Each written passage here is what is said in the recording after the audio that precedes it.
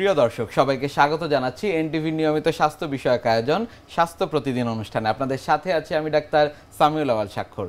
প্রতিদিনের মতো আজও আমরা একটি গুরুত্বপূর্ণ বিষয় নিয়ে কথা বলবো। আজ আমাদের আলোচনার বিষয় মেরুদণ্ডের টিবি। এই গুরুত্বপূর্ণ বিষয়টি নিয়ে আলোচনার জন্য আজ আমাদের সঙ্গে রয়েছেন একজন বিশেষজ্ঞ চিকিৎসক। চলুন দর্শক, অনুষ্ঠানের শুরুতেই পরিচিত হয়ে আসি আমাদের আজকের অতিথির সাথে। ডাক্তার মোহাম্মদ শাহ আলম 1961 সালের ডিসেম্বর মাসে টাঙ্গাইল জেলায় জন্মগ্রহণ করেন। তিনি 1984 সালে ময়মনসিংহ মেডিকেল কলেজ থেকে MBBS ডিগ্রি অর্জন করেন। এরপর তিনি চিকিৎসা বিজ্ঞানে উচ্চতর MS, FCPS, FRCS ডিগ্রি লাভ করেন। বর্তমানে তিনি বাংলাদেশ স্পাইন অ্যান্ড অর্থোপেডিক হসপিটালে অর্থোপেডিক বিভাগের চিফ কনসালটেন্ট হিসেবে কর্মরত। স্যার, আপনাকে স্বাগত জানাচ্ছি আমাদের আজকের এই আয়োজনে। আপনাকে ধন্যবাদ। স্যার, মেরুদণ্ডের টিবি, একেবারে টিবি শব্দটি যখন আমরা শুনছি বা যক্ষা শুনছি, সবাই ধরে নেয় যে এটি আসলে ফুসফুসে হয়ে থাকে। মেরুদণ্ডেও কি টিবি হতে পারে কিনা? আমরা সবাই মনে করি যক্ষা মানেই তার কফ হবে, কফের সাথে রক্ত আসবে এবং শুকিয়ে যাবে, খাবার দাবার তার মানে ভালো লাগবে না এবং বিকাল বা সন্ধ্যার দিকে তার জ্বর থাকবে। এটাই হলো রিয়েল সিনারিও। এবং ফুসফুসের যক্ষা বলতে আমরা এটাকেই দেখে থাকি, বলে থাকি এবং বুঝে থাকি। মেরুদণ্ডের যক্ষা, আসলে এই যক্ষাটা টোটালি উল্টা। কারণ মেরুদণ্ডের যক্ষা হলে আপনি এই ধরনের কোনো কিছুই থাকে না প্রায় শতকরা 50-60 ভাগ লোকের। তাহলে কি থাকবে? থাকবে হলো তার ব্যথা, 1 নম্বর ব্যথা। মেরুদণ্ডের পুরা মেরুদণ্ডের সব জায়গায় টিবি হতে পারে, কিন্তু সবচেয়ে কমন জায়গা হলো পিঠ এবং কোমর। এবং কোমর এবং পিঠের যে জাংশন, এই জায়গাটা হলো সবচেয়ে বেশি কমন। আমরা মডেলে যদি দেখি, এইটা হলো আমরা বলি ডরসাল। এই ডরসাল টিবি বা থোরাসিক টিবি পিঠ এখানেই বেশি, নিচের পোর্শনে। আর এই যে যেটা হলো আমরা কোমরের পোর্শন সবুজ, ঠিক এই জাংশন, এই জায়গাতে হলো সবচেয়ে বেশি কমন। এরপরে ঘাড়েও হতে পারে, একদম নিচের দিকেও হতে পারে। সো এই টিবি যদি হয় মেরুদণ্ডের, তার শতকরা 50 থেকে 60 ভাগ লোকের এই ধরনের কোনো সিমটমস থাকবে না। যে উপসর্গগুলো আমরা বললাম, যে কাশি, রক্ত, এগুলো থাকবে না। তাহলে কি থাকবে? 1 নম্বর হলো সিভিয়ার পেইন, ব্যথা থাকবে, তার ব্যথা। এরপরে 50-60 ভাগ লোকের থাকবে হলো তার মেরুদণ্ডের থেকে ব্যথা শুরু হবে, প্যারালাইসিস। যদি ঘাড়ের দিকে হয়, 4 হাত পায়ে তার প্রথমে ঝিনঝিন এবং একটা পর্যায়ে 4 হাত পা অবশ হয়ে যাবে, পুরো প্যারালাইসিস না। এটাতে বলছি যে আমরা এইটার যেহেতু ওই ফুসফুসের টিবি খুবই কমন, মানুষেও বুঝতে পারে, সাধারণ লোকও বুঝতে পারে। এই রোগটা যখন হয় টিবি স্পাইন, আমরা বলি যে এটা কিন্তু ডায়াগনোসিস হয় অনেক দেরিতে। কারণ এটাকে সঠিকভাবে এই লাইন মতো না পড়লে অনেকভাবেই অনেক ডাক্তার এটা মিস করে ফেলেন। যখন কোমরে ব্যথা শুরু হয়, অনেক রোগী আমাদের মনে করেন যে আমার মনে হয় কিডনিতে প্রবলেম, তাহলে সে চলে যায় কিডনি ডাক্তারের কাছে। কিডনি ডাক্তার সাহেব তো এইদিকে চিন্তা করেন না, উনি কিডনি ফাংশন দেখেন, ওষুধপত্র দিয়ে দেন, ভালো হচ্ছে না। এরপরে মনে করেন যে আমরা একটা নিউরোলজিস্টের কাছে, নিউরো ডাক্তারের কাছে যাই, ভালো হচ্ছে না যদি ডায়াগনোসিস না হয়। এর আবার মাঝখানে দেখা যায় যে ফিজিক্যাল মেডিসিন অথবা ফিজিওথেরাপি এগুলো করতে থাকে। এগুলো করতে করতে করতে অনেক লেট হয়ে যায়। তখন দেখা যায় যে যখন রোগীর প্যারালাইসিস হবে বা হয়ে যাচ্ছে বা হয়েই গেল, ঠিক সেরকম পর্যায়ে দেখা যায় যে আমাদের কাছে আসে। যে কারণের জন্য যদি রোগীগুলোকে আর্লি ডায়াগনোসিস না হয়, আমরা যখন ডায়াগনোসিস করি তখন আমরা কমপ্লিকেশন সহ, সেটা কীরকম যে আমরা বলছি পা প্যারালাইসিস হয়ে যায়, 50-60% দেখা যায় যে তার পা, হাত সব প্যারালাইসিস। আবার কিছু কিছু ক্ষেত্রে সাথে শুধু প্যারালাইসিস না, প্রস্রাব পায়খানা বন্ধ, প্যারালাইসিস অবস্থায় শুয়ে থাকতে থাকতে পিছনে আপনার ঘা হয়ে যাচ্ছে। আমরা অনেক কেস পাই। টিবি স্পাইন ধরেন, যেমন আমার বিশাল সিরিজ, প্রায় নিয়ার টু 1000 পেশেন্ট আছে আমার, যাদেরকে আমরা প্যারালাইসিস অপারেশন করেছি এখন আবার হার্টে। এটা আমরা পরে হয়তো বলবো যে চিকিৎসা পদ্ধতিতে। কিন্তু প্যারালাইসিস হয়ে গেলে ধরেন আঘাতজনিত একটা প্যারালাইসিস আর যক্ষাজনিত প্যারালাইসিস দুইটা একদম উল্টা। যেমন আঘাতজনিত প্যারালাইসিস হলে রোগী ভালো হয় 1 গ্রেড বা 2 গ্রেড, বাট টিবির জন্য যদি, যক্ষার জন্য যদি প্যারালাইসিস হয় 100% আপনার হলো রিগেন করে যায়, যদি আমরা আর্লিতে ডায়াগনোসিস উইদিন 2 ইয়ার্সের মধ্যে যদি আমরা সার্জারি করতে পারি। এখন মেরুদণ্ড টিবি, যেটা প্রথমে বলছিলাম যে ঘুরতে থাকে রোগীগুলা, ঘুরতে ঘুরতে যখন লাস্ট পর্যায়ে কমপ্লিকেশন হয়, তখন হয়তো আমাদের মধ্যে স্পাইন সার্জনের কাছে আসলে আমাদের ডায়াগনোসিসটা আমরা কনফার্ম করতে পারি। কিন্তু ওই ক্ষেত্রে ওই সমস্ত সিমটমস বেশিরভাগ ক্ষেত্রে থাকে না। অনেক সময় রোগী হিস্ট্রি দেয় যে আমার এক সময় ফুসফুসের টিবি ছিল, ট্রিটমেন্ট করছি, চিকিৎসার পরে আমি ভালো হয়ে গেছি। কিন্তু আর উনি তো আর জানেন না যে তার এই টিবি আবার আরেক জায়গায় হতে পারে। তো আমাদের এটা হলো যিনি এক্সপার্ট থাকবেন, যিনি এটা ভালোভাবে ইভ্যালুয়েট করবেন, দেন পরীক্ষা নিরীক্ষা করে এটাকে ডায়াগনোসিস করতে হয়। কি কারণে হচ্ছে এই মেরুদণ্ডে টিবি? এই টিবি শরীরে এমন কোনো জায়গায় না, একমাত্র হার্ট বাদে মনে হয় সব জায়গায় টিবি হতে পারে। কারণ একটা হলো প্রাইমারিলি যেমন আমরা ফুসফুসে টিবি চিকিৎসা হয়ে গেছে, ভালো হয়ে গেছে, কিন্তু তারপরেও আবার কিছু কিছু ক্ষেত্রে এই টিবি মেরুদণ্ড হতে পারে। আবার আমরা যখন খাচ্ছি, খাদ্যনালীতেও অনেক সময় কিন্তু এই টিবি হয়। আবার এই টিবি ধরেন শরীরে কোথাও জাম আছে, ডরমেন্ট অবস্থা আছে, সে ঢুকে আছে শরীরে, কিন্তু ফুসফুসেও টিবি করে নাই, খাদ্যনালীতেও করে নাই, টনসিলেও করে নাই, ঘাড়ের লিম গ্ল্যান্ডসেও করে নাই, সে চুপচাপ আছে। শরীর যদি কোনো কারণের জন্য আপনার দুর্বল থাকে, আপনার রোগ প্রতিরোধ করার ক্ষমতা যদি তার কম থাকে, যারা স্মোক করেন, অ্যালকোহল খান, এবং যাদের এইডস এই সমস্ত ডিজিজগুলো আছে, অথবা কোনো ড্রাগ খান, যে ড্রাগগুলো আপনার ইমিউনো কম্প্রোমাইজ, শরীরের রোগটাকে প্রতিরোধ করার ক্ষমতা কমে যায়, তাদেরকে কিন্তু আমরা বলি, যেটা যেমন ফাঙ্গাল ইনফেকশন হয়, টিবি তখন সে চুপচাপ ছিল, সে সুযোগ পেয়ে সে যে কোনো এক জায়গায় তাকে আঘাত করতে পারে। এবং এই মেরুদণ্ড হলো তার একটা কমন সাইড। খাদ্যনালীর পরে আমরা যদি মনে করি ফুসফুস, এরপরে যেমন আমাদের হিপ জয়েন্ট, 50% টিবি সারা শরীর দেখা যায়, মেরুদণ্ড তার মধ্যে একটা পার্ট। রোগীরা যখন জটিলতা নিয়ে আপনাদের সম্মুখীন হচ্ছেন, তখন আসলে কিভাবে আপনারা নিশ্চিত করেন যে না, এটি আসলে মেরুদণ্ডের টিবি? একটা হলো যে আমরা সিম্পল পরীক্ষা করি, একটা রক্তের একটা পরীক্ষা যদি করি, যেটা আপনার যে কোনো জায়গায় অজপাড়া গ্রামেও এটা করা যাবে, ওটা দেখলে কিন্তু আমরা একটা রিফ্লেকশন পেয়ে যাই। যেমন এই রোগীগুলো ESR অনেক হাই থাকে, হিমোগ্লোবিন কমে যায়, আর হলো তাদের লিম্ফোসাইট কাউন্ট বেশি থাকে। এর সাথে যদি আমরা TMT টেস্ট, যদি এখন এটা স্পেসিফিক না বাট সাজেস্টিভ, যেটা খুব কমনলি যে কোনো জায়গায় করা যায়, সো আমরা একদম রিমোট এরিয়াতেও তার শরীরে টিবি আছে কিনা এটা কিন্তু আমরা ডায়াগনোসিস করতে হয়, প্রোভাইডেড যদি আমার ব্রেনের মধ্যে থাকে যে এই সিমটমসগুলো থাকলে তার মেরুদণ্ড টিবি হতে পারে, এটা যদি কেউ বুঝতে পারে। এরপর যদি আমরা আসি যে স্পেসিফিক কোনো মানে পরীক্ষা, যেমন এক্সরে খুব গোল্ড স্ট্যান্ডার্ড একটা, MRI, এক্সরে এবং MRI এই দুইটা করলে আমাদের ধরেন আমরা 90% আমরা কনফার্ম হই। 100% যদি আমরা কনফার্ম করতে চাই, তাহলে যে জায়গাটা লিশন আছে ওখান থেকে আমরা হলো একটু টিস্যু নেই, সেটা ডিসচার্জ হতে পারে, কোনো অ্যাসপিরেশন হতে পারে, যে কোনো একটু টিস্যু নিয়ে আমরা যেটা জিন এক্সপার্ট, দেন 3 ঘন্টার মধ্যে আমরা একটা রিপোর্ট পেয়ে যাই। এবং এটা কিন্তু আজকাল একদম ডিস্ট্রিক্ট লেভেল পর্যন্ত এই জিন এক্সপার্ট কিন্তু আমরা ডায়াগনোসিস করার সুযোগ রয়েছে। যে কারণে এখন টিবি যদি কেউ এই লাইন মতো চিন্তা করে, ডায়াগনোসিস করতে বেশি সময় লাগে না। তো আমরা ডায়াগনোসিস হয়ে গেলে মজার জিনিস হলো, যদি আপনার চিকিৎসা পদ্ধতি চিন্তা করেন, প্যারালাইসিস যদি না হয়, এবং এই মেরুদণ্ড অনেক সময় বলছে যে লেট প্রেজেন্টেশন, মেরুদণ্ড একদম বাঁকা হয়ে গেছে এবং পিছন থেকে উঁচু হয়ে আছে, রুগী শুইতে পারে না, রুগী এসে বলবো যে স্যার আমি তো এরকম বাঁকা হয়ে গেছি, পিছনে উঁচু হয়ে গেছে, আমি তো শুইতে পারি না, সেই রকমভাবে চিতে হয়ে শুইতে পারবে না, যে কোনো কাঁধ বা উপর হয়ে তাকে শুইতে হয়। আবার দেখা যায় যে শুধু সামনের দিকে বাঁকা হচ্ছে তা না, বাঁকা হয়ে আবার রোটেশন, কাইপোস করেছে, একদম হেরে গেছে, এগুলো দেখলে দেন আমরা এক্সটার্নালি বুঝতে পারি। আর এইরকম পর্যায়ে যদি আসে, তখন শুধু ওষুধের দ্বারা এই রোগের চিকিৎসা করলে রোগ ভালো হবে না। কিন্তু মজার জিনিস হলো, চিকিৎসার ক্ষেত্রে আমাদের শতকরা এখানেও অনেক বেশি, 80-90 মানে সিগনিফিক্যান্ট একটা নাম্বার, কোনো সার্জারি লাগে না, প্রোভাইডেড যদি এরকম বাঁকা মেরুদণ্ড না হয়, পিছনে ঘা না হয়, প্রস্রাব পায়খানা বন্ধ হয়ে গেছে, পা প্যারালাইসিস হয়ে গেছে, এইরকম পর্যায়ে যদি না হয়, আর্লিতে যদি আমরা রোগ নির্ণয় করতে পারি, তাহলে টিবির জন্য আপনি টিবির ওষুধ খাওয়াবেন। তবে এই টিবির চিকিৎসা ক্ষেত্রে একটা জিনিস আমরা সবসময় বলতে চাই, যেমন যক্ষা হলে পরে একটা ছোঁয়াচি, একজনের কাছ থেকে আরেকজনের ছোঁয়াছুঁই হয়ে যায়, সে তার ফ্যামিলি মেম্বার থেকে একটু আইসোলেটেড থাকতে হয়। কিন্তু যদি আমার মেরুদণ্ডে টিবি হয়, এই ধরনের কোনো রেস্ট্রিকশন নাই, এটা আমরা দর্শকদের আমরা জানাতে চাই। বিকজ কারো যদি টিবি হইলে একসময় একটা ভয়াবহ, এখন যদি আতঙ্ক ছিল, কিন্তু এই টিবিটা হাজব্যান্ড ওয়াইফ, ছেলে মেয়ে, বউ বাচ্চা সবাইকে নিয়ে একই ফ্যামিলিতে থাকতে পারবে, একই গ্লাস প্লেট ব্যবহার করবে, তার কোনো এটা কোনো একজনের কাছ থেকে আরেকজন যাবে না, এটা একটা ভালো ইনফরমেশন। 2 নম্বর হলো, মেরুদণ্ডে যদি টিবি হয়েই যায়, বেশিরভাগ ক্ষেত্রে কিন্তু আমরা সার্জারি লাগে না। কখন আসলে মেরুদণ্ডের টিবির ক্ষেত্রে সার্জারি প্রয়োজন হবে?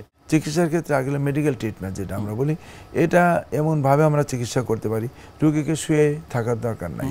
অন্যান্য ক্ষেত্রে যেমন আমরা পেশেন্টকে আমরা বলি বেড রেস্ট, ওনার কিন্তু তা না, অ্যাম্বুলেটরি।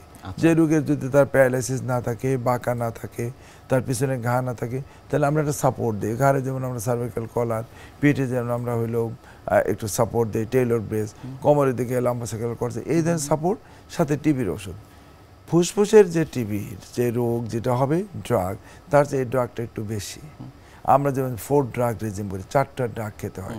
প্রথম অবস্থায় ধরেন 2 থেকে 3 মাস অনেক বেশি পাওয়ারে, এরপর ধরেন 2 মাস 3 মাস পরে আমরা ডোজটাকে একটু কমাই নিয়ে আসবো।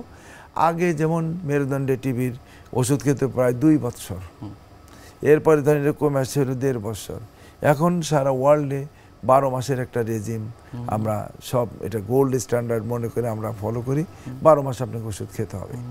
এখন এইটার জন্য দেখা যাচ্ছে যে সারা ওয়ার্ল্ডে অনেক রিসার্চ যে কতদিন ওষুধ খাবে, কারণ 12 মাস এই ওষুধ খাওয়া অনেক পাওয়ারফুল ওষুধ। মানুষ মানে অনেক সময় ডোজ মিস করে, অনেক মানে দুর্বলতা, মানে একটা স্ট্রেসফুল কন্ডিশনে যায়। সে কারণের জন্য এখন ওষুধটাকে কমে 4 থেকে 6 মাসের একটা রেজিম চলছে। বাট স্টিল নাও আমরা বলবো যে 12 মাস ওষুধ খেতেই হবে। এলো একটা হলো মেডিকেল ট্রিটমেন্ট। সার্জিক্যাল ট্রিটমেন্ট কখন আমরা করব? যেগুলো আমরা বলছি যে কমপ্লিকেশন, বাঁকা হয়ে গেছে, পিছনে শুইতে পারে না, ঘা, তার হলো পিছনে ঘা, পা নাইতে পারে না, প্রস্রাব পায়খানা বন্ধ, এবং মনে হয় আস্তে আস্তে ওষুধ আমি খাচ্ছি কিন্তু আমি দুর্বল হয়ে যাচ্ছি, ওষুধ খাচ্ছি, পা হাত আমার ঝিনঝিন, দাঁড়াইতে পারতেছি না, তখন এলো ইন্ডিকেশন ফর সার্জারি। আবার অনেক সময় আছে যে শক্তি তার ঠিক আছে কিন্তু এত ব্যথা, কোনোভাবেই এই ব্যথার ওষুধ দিয়ে কমানো যাচ্ছে না, টিবির ওষুধ খাচ্ছে কিন্তু তার ব্যথা কমতেছে না, সেরকম ক্ষেত্রে আমরা সার্জারি করি। কী ধরনের সার্জারি করি একটা প্রশ্ন আসতেই পারে।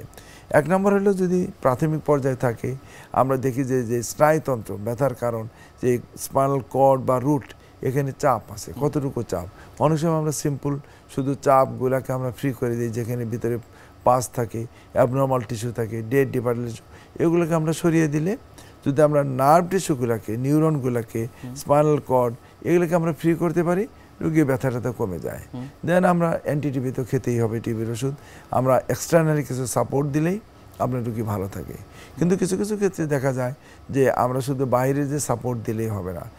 সে মেরুদণ্ড কিন্তু যখনই আপনার টিবি হয় মিনিমাম 2টা হাড়, ক্ষেত্রে বেশি 3টা 4টা হাড় একদমই ড্যামেজ হয়ে যায়।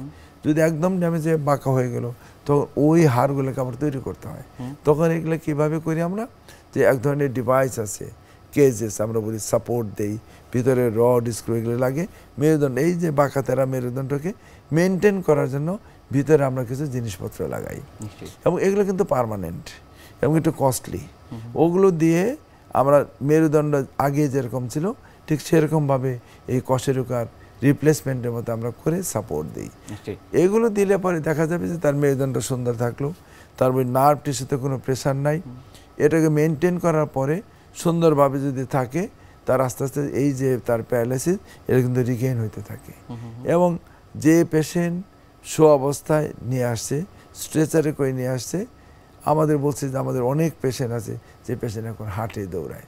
টোটালি নর্মাল লাইফ রিগেইন করা সম্ভব যদি মেরুদণ্ডের এই টিবি আর্লি ডায়াগনোসিস করে সঠিক সময় অপারেশন। 2 বছরের মধ্যেও, মানে প্যারালাইসিস হয়ে গেছে যখন থেকে প্যারালাইসিস, তার থেকে 2 বছরের মধ্যেও যদি আমরা সার্জারি করতে পারি, তাহলেও কিন্তু এই রোগী হাঁটানো দাঁড়ানো নর্মাল লাইফ লিড করা সম্ভব। কারণ অনেকে ধারণা যে আমার তো প্যারালাইসিস হয়ে গেছে আর শেষ হবে না। সেজন্য আমরা সাধারণ জনগণকে জানাতে চাই যে না, ওষুধ খেলেই শুধু হবে না, যেখানে সার্জারি লাগবে সার্জারি করলে শতভাগ যদি 2 বছরের মধ্যে করা যায়, অলমোস্ট তারা নর্মাল লাইফে চলে আসতে পারবে। চিকিৎসা পদ্ধতির এই বিষয়গুলো নিয়ে আমরা আরও কথা বলবো, তবে তার আগে আমাদের এই অনুষ্ঠানের একটি নিয়মিত সেগমেন্ট হচ্ছে বিভিন্ন খাদ্যের পুষ্টি গুণাগুণ সম্পর্কে আমাদের দর্শকদের জানিয়ে দেয়া। প্রিয় দর্শক, দেখছেন স্বাস্থ্য প্রতিদিন। কথা হচ্ছিল খুব গুরুত্বপূর্ণ একটি বিষয়, মেরুদণ্ডের টিবি নিয়ে। অনুষ্ঠানে এ পর্যায়ে দেখে নেব বিভিন্ন খাদ্যের পুষ্টি গুণাগুণ সম্পর্কে আমাদের পুষ্টিবিদের কাছ থেকে। রক্তশূন্যতা। বাংলাদেশের প্রেক্ষাপটে ছেলেদের তুলনায় মেয়েদের রক্তশূন্যতা বেশি হয়। এর কারণ হিসাবে মেয়েদের বয়সন্ধিকালীন সময়ে অথবা মেয়েদের প্রসূতিকালীন সময়ে, এছাড়াও বিভিন্ন কারণে দেখা দিতে পারে। আজকে আমরা জেনে নিব রক্তশূন্যতা রোগীদের খাদ্যাভ্যাস কেমন হওয়া উচিত সে বিষয়টি সম্পর্কে। যদি রক্তশূন্যতা স্বল্প আকারে হয় সেই ক্ষেত্রে কিন্তু কোনো লক্ষণ সেইভাবে প্রকাশিত হয় না, কিন্তু রক্তশূন্যতা যদি তীব্র আকার ধারণ করে সেই ক্ষেত্রে কিন্তু বিভিন্ন ধরনের লক্ষণ প্রকাশিত হয়। অন্যতম লক্ষণ হচ্ছে আমাদের মাথা ব্যথা করা, মাথা ঝিমঝিম করা, আমাদের শরীরের মধ্যে ঝিমঝিম করা, বুক ধড়ফড় করা, আমরা কম পরিশ্রমে খুব ক্লান্তি অনুভব করি এবং অবসান্যতা দেখা দেয়। আর আমাদের স্কিনের মধ্যে আমাদের ত্বক বা মুখ ফ্যাকাশে রং ধারণ করে। রক্তশূন্যতার এই লক্ষণগুলো যদি প্রকাশিত হয়, অবশ্যই একজনের চিকিৎসকের পরামর্শ নিয়ে আপনাকে প্রথমে আইডেন্টিফাই করতে হবে আপনার কী কারণে রক্তশূন্যতাটা হয়েছে। নানা কারণে রক্তশূন্যতা হতে পারে, তার মধ্যে অন্যতম হচ্ছে আয়রনের অভাবজনিত রক্তশূন্যতা। আজকে আমরা আয়রনের অভাবজনিত রক্তশূন্যতায় খাদ্যাভ্যাস কেমন হওয়া উচিত সে বিষয়টি নিয়ে আপনাদের সামনে কিছু পরামর্শ দিব। সাধারণত আমাদের শরীরে পর্যাপ্ত আয়রন জাতীয় খাবার যদি আমরা গ্রহণ না করি, সেই ক্ষেত্রে দেখা দিতে পারে আয়রনের অভাবজনিত রক্তশূন্যতা, অথবা আমরা পর্যাপ্ত পরিমাণে আয়রন জাতীয় খাবার খাচ্ছি কিন্তু সেটি শরীরে শোষিত হচ্ছে না বা শরীর থেকে বর্জ্যের মাধ্যমে বের হয়ে যাচ্ছে। এ সকল নানা অজানা কারণেও কিন্তু আয়রনজনিত রক্তশূন্যতা দেখা দিতে পারে। আয়রনজনিত রক্তশূন্যতা দেখা দিলে আমাদের সর্বপ্রথমে যে কাজটি করতে হবে, আমাদের খাদ্য তালিকায় অন্তর্ভুক্ত করতে হবে আয়রন জাতীয় খাবারের উৎস। আয়রন জাতীয় খাবার আমরা সাধারণত দুটি উৎস থেকে আমাদের শরীরে পেয়ে থাকি। একটি হচ্ছে হিম জাতীয় আয়রন খাবারের উৎস, আরেকটি হচ্ছে নন হিম জাতীয় খাবারের উৎস। হিম জাতীয় আয়রন আমরা সাধারণত গরুর মাংস, খাসির মাংস, গরুর কলিজা, খাসির কলিজা, মুরগির মাংস, ডিম ইত্যাদি এবং সামুদ্রিক মাছ থেকেও পেয়ে থাকি। আর নন হিম আয়রন আমরা সাধারণত গাঢ় সবুজ শাকসবজি যেমন পালং শাক এই জাতীয় খাবার থেকে পেয়ে থাকি।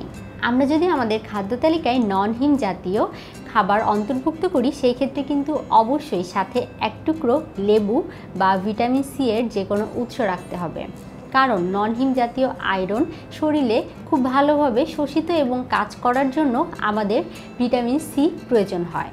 আমরা সাধারণত অনেকেই ওজন নিয়ে চিন্তিত বা বিভিন্ন ধরনের শারীরিক জটিলতা থাকে, যেগুলোর জন্য আমাদের খাদ্য তালিকায় আমরা বিভিন্ন জাতীয় গরু খাসির মাংস বা গরু খাসির কলিজা অন্তর্ভুক্ত করতে ভয় পাই।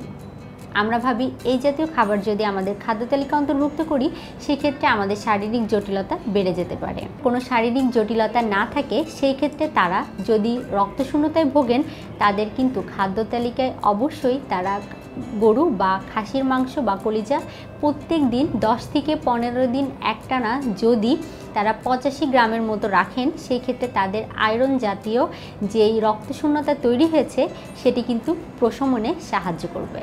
কিন্তু সেই ক্ষেত্রে রান্নার পদ্ধতিটা হবে স্বাস্থ্যকর, কারণ সাধারণত আমরা বাসায় বা দাওয়াতে খেতে গেলে দেখা যায় অনেক গুরুপাক এবং ভুনা করে আমরা সাধারণত গরুর মাংস, খাসির মাংস বা কলিজাগুলো খেতে পছন্দ করি। কিন্তু এই ক্ষেত্রে আমাদের অবশ্যই এই বিষয়টি খেয়াল রাখতে হবে যে রান্নার পদ্ধতি অবশ্যই স্বাস্থ্যকর এবং পুষ্টিকর হতে হবে। খেজুর আয়রন জাতীয় খাবারের কিন্তু একটি ভালো উৎস। পাশাপাশি আপনারা খাদ্য তালিকায় বাদাম রাখতে পারেন, কারণ বাদাম থেকে আমরা ফোলেট এবং পেয়ে থাকি ভিটামিন B6, যেগুলো সাধারণত আমাদের লোহিত রক্তকণিকা তৈরিতে সাহায্য করে থাকে। আমাদের শরীরে যদি লোহিত রক্তকণিকার পরিমাণ কম থাকে বা উৎপন্নই না হয়, সেই ক্ষেত্রে কিন্তু দেখা যাবে যে আমরা হাজার আয়রন জাতীয় খাবার খেয়ে কোনো লাভ হবে না এবং রক্তশূন্যতা কমাতে সেটি কখনোই সাহায্য করবে না। সেজন্য খাদ্য তালিকায় অবশ্যই ফোলেট এবং ভিটামিন B6 জাতীয় খাবার অন্তর্ভুক্ত করতে হবে। পাশাপাশি খাদ্য তালিকায় আনার ও তরমুজ জাতীয় ফলও কিন্তু রাখতে পারেন। পুদিনা পাতা বা ধনিয়া পাতা রস করেও কিন্তু আমরা খাদ্য তালিকায় অন্তর্ভুক্ত করতে পারি। এছাড়াও আমরা খাদ্য তালিকায় বিটের জুস অন্তর্ভুক্ত করতে পারি, যেটি সাধারণত আমাদের এই সমস্যাগুলো সমাধান করতে সাহায্য করবে। চিংড়ি মাছ আয়রনের অভাব দূরীকরণে সাহায্য করে। আমরা অনেকেই হয়তো জানি না যে কলা কিন্তু আমাদের জন্য এই ক্ষেত্রে একটি বিশাল ভূমিকা পালন করে। আমরা যারা ওজন নিয়ে চিন্তিত তারা কিন্তু একেবারে কলা খেতেই চায় না, কিন্তু আমরা যদি ক্যালোরি ব্যালেন্স করে খাই, সেই ক্ষেত্রে আমরা প্রতিদিনের খাদ্য তালিকায় না হলেও কমপক্ষে আমরা সপ্তাহে 2 থেকে 3টি কলা কিন্তু খেতেই পারি। সেক্ষেত্রে এটি আমাদের এই সমস্যা সমাধানে সাহায্য করবে। এবং পাশাপাশি অবশ্যই পর্যাপ্ত ঘুমাতে হবে এবং আমাদের প্রত্যেকদিন পর্যাপ্ত পরিমাণে পানি পান করতে হবে। তাহলেই আমরা যাদের রক্তশূন্যতা আছে তাদের এই জাতীয় সমস্যা থেকে পরিত্রাণ পেতে পারি। এছাড়াও আমাদের হয়তো অনেকেই একটি বিষয় সম্পর্কে জানি না যে ক্যালসিয়াম জাতীয় খাবার এবং যে সকল খাবারে ক্যাফেইন আছে সেই জাতীয় খাবারগুলো আমরা যদি আয়রন জাতীয় খাবার খাওয়ার সাথে সাথেই গ্রহণ করি, সেই ক্ষেত্রে সেগুলো আয়রন জাতীয় খাবার শোষণে বাধা প্রদান করতে পারে।